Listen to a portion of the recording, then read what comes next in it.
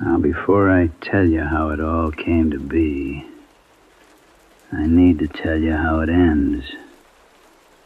Listen close now, and hold that image in your mind like a stone in your palm. Picture it. 20 years from this very night, the holler is gone. Not gone like a place that burned or flooded or was simply abandoned, no. Gone like it was never drawn on no map. Like the hills themselves forgot what used to rest in their crease. The white, it's still there. But there ain't no houses. There ain't no roads marked in yellow. There ain't no mailboxes or fence posts or the metal gate that hung at the end of old Route 7. The trees, those old hemlocks that have stood for longer than my great-grandfather's great-grandfather.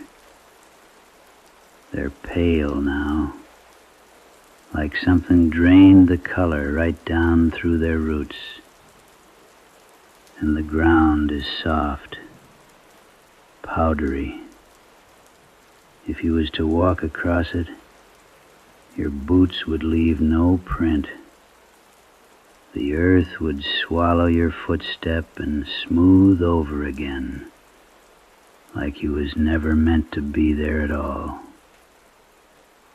The government men, they don't come no more, because there's nothing left to hide. My name is Henry Garrett, and I've lived in Drowning Creek Holler for 73 years.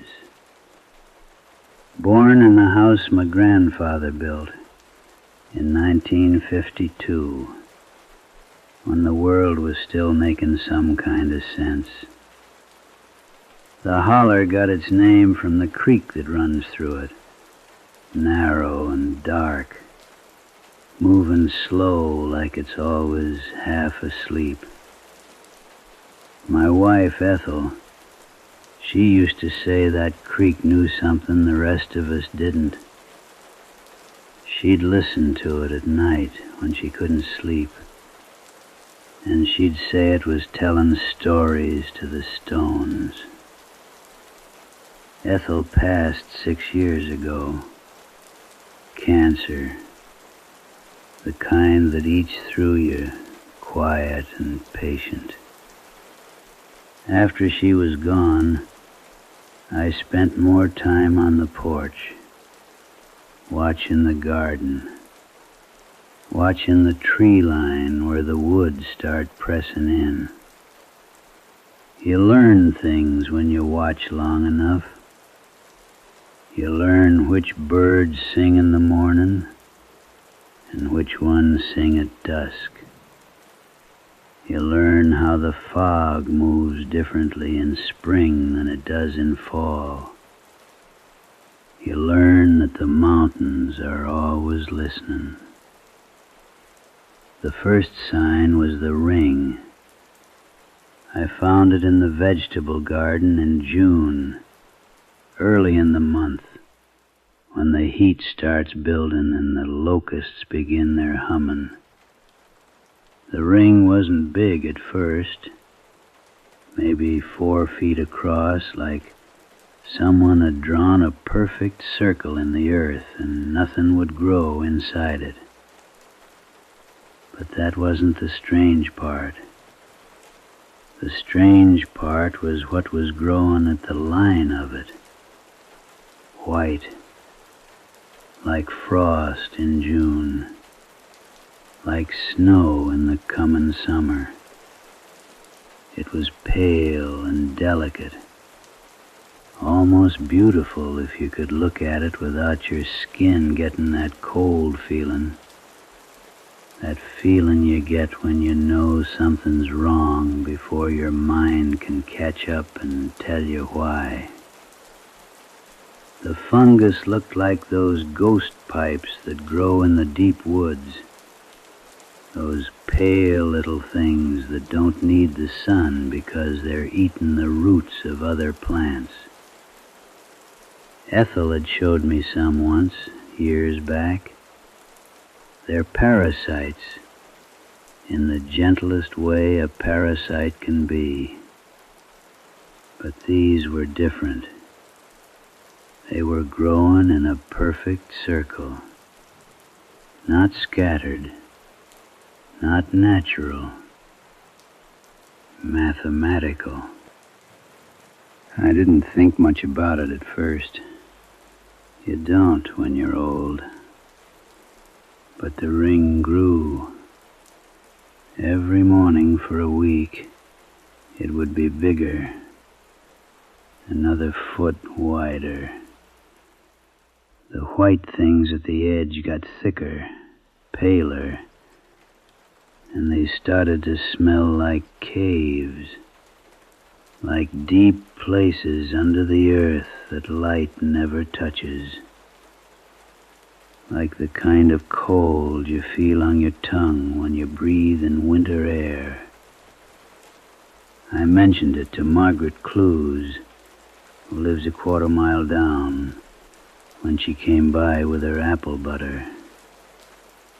She got real still when I told her. She set the jars down careful on the porch table. "You call it in," she said. "You call somebody. It's just fungus, Margaret. It'll clear." "Henry," she said, using that voice she used when she was about to say something true that you didn't want to hear. "I ain't never seen nothing like what you're describing. You call it in." So I did. I called the county extension office. I spoke to a woman who took notes and said she'd send someone out. Instead, they sent the government men. They came on a Tuesday morning, real early, when the fog was still thick in the holler. There was 3 of them, driving a truck with no markings, just government plates. They wore white suits with sealed seams and masks that covered their faces. I watched from the porch while they took samples from the ring, using tools that looked like something from a science show on television. The one in charge pulled off his mask after maybe 20 minutes. His face was smooth and young, 40 maybe, with eyes that had never looked at dirt before, never planted nothing, never worried about rain or drought. "Mr. Garrett," he said. His name was Dr. Brandon. "We've confirmed a Lepidoptera infestation, gypsy moths. The fungal growth you're seeing is secondary to their feeding patterns. We're going to need to quarantine a perimeter around your property." I didn't believe him. I know what moths are. I know what gypsy moths do. They eat leaves. They leave holes in the foliage. And they're loud when they swarm. This thing, this white circle, there wasn't nothing loud about it. There wasn't nothing about it that suggested moths at all. But I also knew not to argue with a government man. "We're going to spray the area," Dr. Brandon said, and he pulled out a yellow and black canister. It looked like a warning. "This'll stop the infestation. You'll see results within days." He and the others sprayed the white ring real thorough. They sprayed it while I sat on the porch. They sprayed until the air smelled like chemical and iron. And then they left, just like that. But the ring didn't shrink. It grew. By the next morning, it was 8 feet across. By the end of the week, it was 12 feet. The white growth had stopped looking delicate. It was getting thick, almost meaty. And in the center, the ground was starting to sink, just barely, like something underneath was settling or eating. That's when the other ring started appearing. On the eastern border of my property, about 50 yards from the tree line, there was another ring, smaller, maybe 3 feet across, but the same pale white growth at the edges. I found it by accident, almost stepped on it. And another one appeared, out by where the creek cuts through. This one was bigger, maybe 6 feet, and the ground in the center was soft. When I pressed my boot down, it went in like the earth was made of something other than soil, like it was made of ash or flour or something that had been dead for so long it had turned into powder. I called the extension office again. The same woman said the spread pattern was consistent with the report. "That's not really the kind of thing you're supposed to say on the phone," she said, after a long pause. After she hung up, I sat real still for a long time. I listened to the creek. I listened to the wind moving through the laurel thicket. And I started to think about what Ethel had said, that the creek was telling stories, that it knew something. The government men came back, and this time there was more of them. 6 trucks now, not one. They set up equipment at the edges of the holler. Tall machines that looked like they were measuring something in the air. They wore full hazmat suits with respirators. They said it was still moths. But moths don't spread in perfect circles. Moths don't make the sky taste like copper. By the 3rd week, the whole valley was quarantined. They put up signs at the end of the road. Area closure, United States Department of Agriculture. Most of the people left. The Clues family packed up and drove out.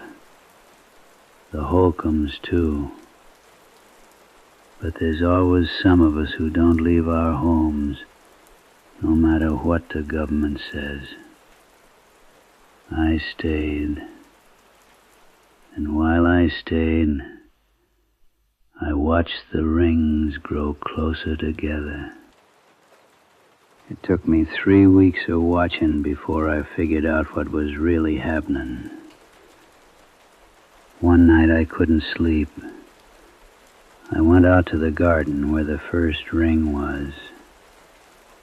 By then it was taken up most of the vegetable patch. The white growth had spread like fingers, or like the roots of something pushing up from deep below. And in the center, in the soft, ashy earth, I could see something. It was pale, almost translucent. It looked like stone, but not quite. The fungus was growing around it, feeding on it. Or maybe feeding it. That's when I understood. The spray wasn't killing the fungus. The spray was food for it. The spray was making it stronger. I spent the next morning in the library in town. The quarantine wasn't complete yet. And I looked up what white fungi eat, what makes them grow.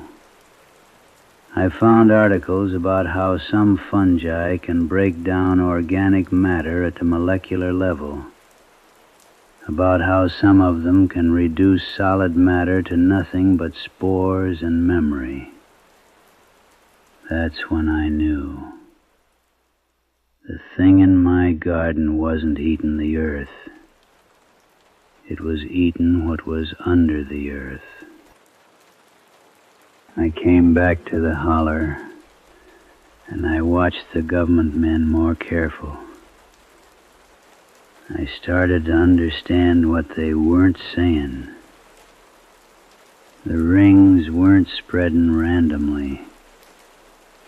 They were forming a pattern, a shape, a boundary, a map of something that didn't want to be found. That's when I started digging, very quiet, in the deepest part of the woods where the government men didn't have equipment set up. And I found it. Stone. Wort stone. Old stone. Stone that looked like it had been carved by people who understood geometry in a way that the hill people never did. Stone covered in symbols that made my head hurt to look at. The fungus was dissolving it, breaking it down, turning it into nothing. And the USDA was helping. I never told nobody what I found. What was the point? The government men were already so close to done. The rings were merging now, the boundaries getting softer. The white growth was getting thicker.